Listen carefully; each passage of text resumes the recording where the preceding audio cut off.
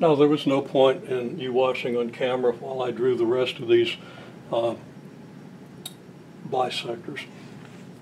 And I didn't actually construct the rest of these bisectors. I really eyeballed it. Remember, this angle and this angle, there's nothing in between. I simply looked at the halfway point, then halfway from here to here, and halfway from here to here.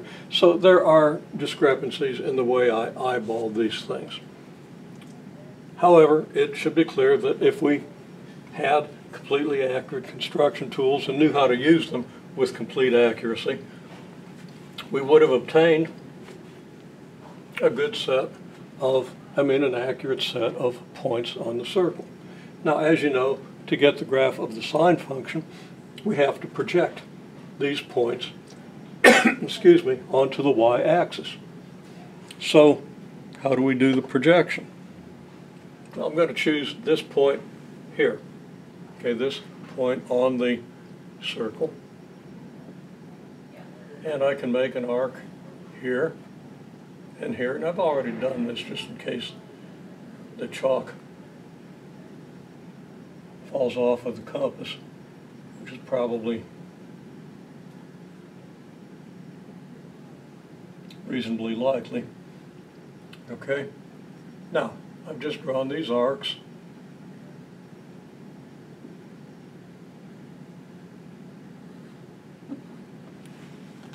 And just to make them a little darker, and maybe to put them in a contrasting color since it's a different type of construction, I drew this arc, constructed this arc, this arc. I kind of messed that one up, but the intersection point is here.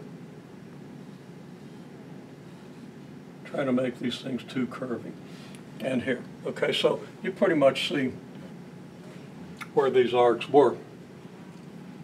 And it's no coincidence that the actual arcs I drew, little red arcs, and you can back up and see if you want to, really do intersect the circle here and here, at least within the thickness of the chalk mark. And without comment, I'll say that the line connecting these points will be perpendicular to the y-axis and also goes through the original point that we were trying to project. So my projection line, again, I'm dealing with the thickness of the chalk, so there's going to be some uncertainty in the actual location of this line, but we get a line like so. And the y-coordinate, of course, or the y-projection, we don't even want to talk about coordinates when we're constructing a graph, going to be this. So now we're going to assume that we've done that for all of these points. And I'll continue the video or do a separate video indicating the construction of the sine graph.